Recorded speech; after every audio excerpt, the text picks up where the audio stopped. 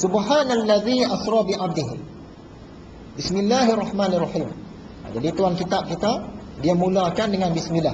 Dia sendiri pun cakap, ku mulai kitab ini dengan nama Allah yang amat murah lagi amat mengasihani akan hambanya yang mukmin di dalam negeri akhirat. Jadi dalam bismillah ini tuan-tuan, dia ada 3 nama Tuhan. Yang pertama Allah, yang kedua Ar-Rahman, yang ketiga Ar-Rahim. 3 nama. Allah itu adalah nama zat yang sebenar-benarnya, nama dia yang sebetulnya. Sedangkan Ar-Rahman dan Ar-Rahim adalah nama gelaran dia. Bila kita baca bismillah saja dah ada 3 nama Tuhan. Sebab itu kalau kita menghadapi gangguan syaitan ke, kita baca Bismillahirrahmanirrahim, dia ada kesan dia. Sebab 3 nama Tuhan di dalam tu. Jadi kata tuan kitab kita ini, Tuhan ini dia mengasihani akan hambanya yang mukmin di dalam negeri akhirat. Di hari akhirat nanti orang yang dapat kasih sayang Tuhan ini ialah orang-orang mukmin.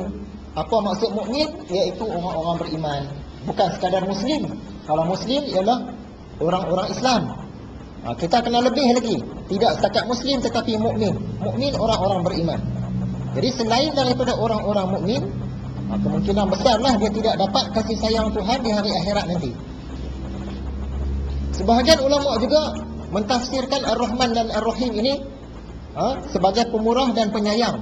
Sifat pemurah Allah Subhanahu Wa Taala ini dia jatuh pada semua orang. Tak kira dia itu manusia ke, jin ke, kafir ke, munafik ke, beriman ke, semua dapat sifat Rahman dia. Bukti dia turunkan hujan, semua dapat hujan. Dia bagi air, semua dapat minum air. Dia bagi alam semesta ni, semua dapat duduk di dalam alam semesta. Dia bagi oksigen percuma, semua dapat hirup oksigen. Jadi sifat Rahman ni jatuh pada semua. Tetapi kata ulama, sifat Ar-Rahim, iaitu sifat penyayang, dia jatuh kepada orang-orang beriman saja. Itulah yang disebut oleh tuan kitab kita tadi. Dia kata sifat penyayang ni jatuh kepada orang-orang mukmin, iaitu orang-orang yang beriman sahaja. Jadi kalau kita orang Islam ni beruntung, sebab kita dapat kedua-dua, iaitu Ar-Rahman dan Ar-Rahim. Tapi orang-orang kafir, dia hanya dapat sifat Rahim saja daripada Tuhan, iaitu sifat pemurah. Ringkasnya, sifat pemurah Allah ini dia pemurah kepada semua makhluk dia, tetapi sifat penyayang dia hanya kepada orang-orang yang mukmin, iaitu orang-orang yang beriman. Itu tafsiran ulama. Segala puji bagi Allah yang memberi atas hambanya dengan beberapa nikmat Allah yang tiada terhingga.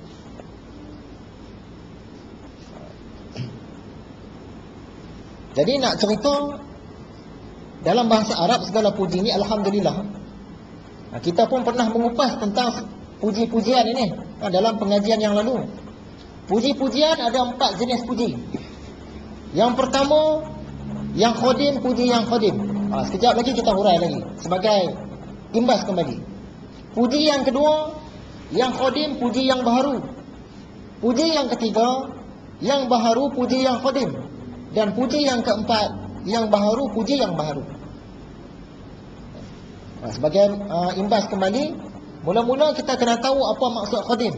Khadim ni maksud dia asal-asal memang dah ada dah. Tak ada siapa yang buat. Siapa dia tu? Tuhan lah. Dari awal memang dah ada dah. Sebelum ada awal lagi dah ada dah dia. Siapa dia? Allah Subhanahu Wa Taala. Jadi Allah tu sifat dia khadim. Yang kita makhluk ni kita tak khadim.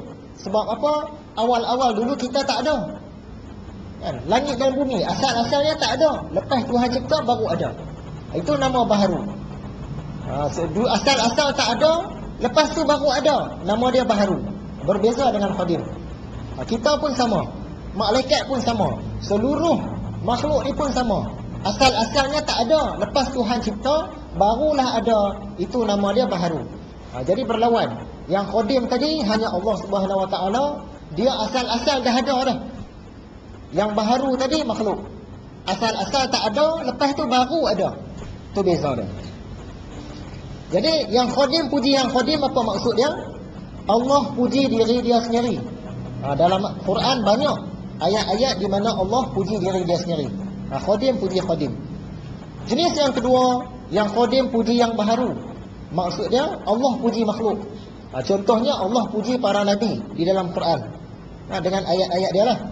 Yang ketiga, Yang baharu puji yang qadim. Maksud dia makhluk puji Allah. Kita kata alhamdulillah. Itu segala puji bagi Allah. Baharu puji qadim lah tu. Setiap kali kita sebut alhamdulillah, keadaan dia itu ialah yang baharu puji yang qadim. Makhluk puji Allah. Dan yang keempat, yang baharu puji yang baharu. Maksud dia makhluk puji makhluk. Sama-sama kita puji. Contohnya, kita kata, oh Pak Mat tu baik orang dia. Yang puji siapa? Kita, manusia, makhluk. Yang kena puji pun makhluk juga. Jadi yang baharu puji yang baharu. Ini sekadar imbasan balik lah. Puji ni ada 4 jenis puji. Macam mana yang dikatakan Allah ni qadim? Kita ambil sikit, sentuh sikit bab tauhid. Warna. Warna ni ialah baharu. Asal-asalnya dulu warna ni tak ada. Selepas Tuhan cipta warna, barulah warna ni ada. Sebelum Tuhan cipta warna, warna tak ada. Jadi macam mana keadaan Tuhan tu? Zat Tuhan tu. Zat Tuhan ni sangat istimewa, sangat luar biasa, sangat hebat. Dia tidak terpengaruh dengan warna. Diri Tuhan ni tak terpengaruh dengan warna. Sebab itu Tuhan ni dia tak ada warna. Kita tak boleh kata Tuhan ni warna merah tu. Tak ada. Dia tak terpengaruh dengan warna. Merah tu pun dah macam jenis merah.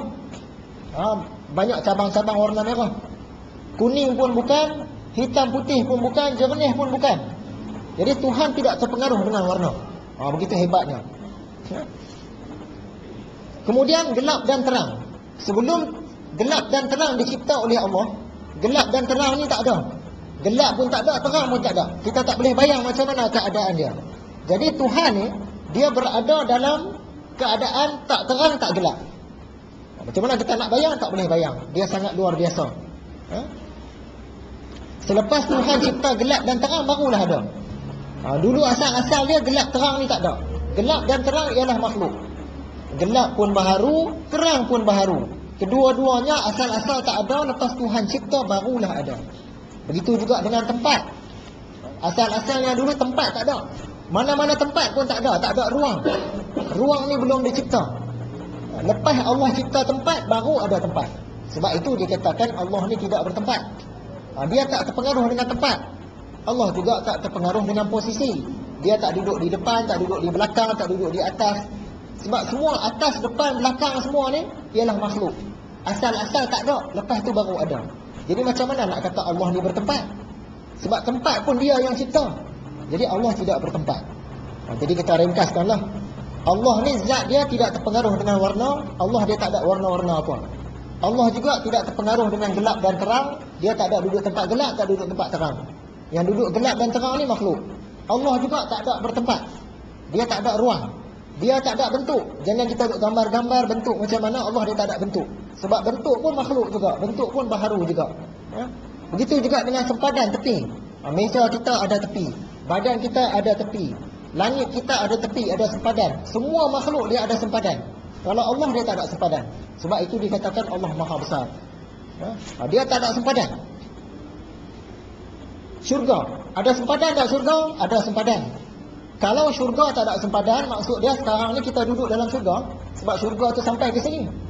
Tapi disebabkan ada sempadan tadi, maka kita tak duduk dalam syurga. Ada had dia, ada sempadan. Begitu juga neraka. Neraka pun ada sempadan, ada had, ada tepi dia. Kalau neraka ni tak ada sempadan, maksud dia kita sekarang duduk dalam neraka lah.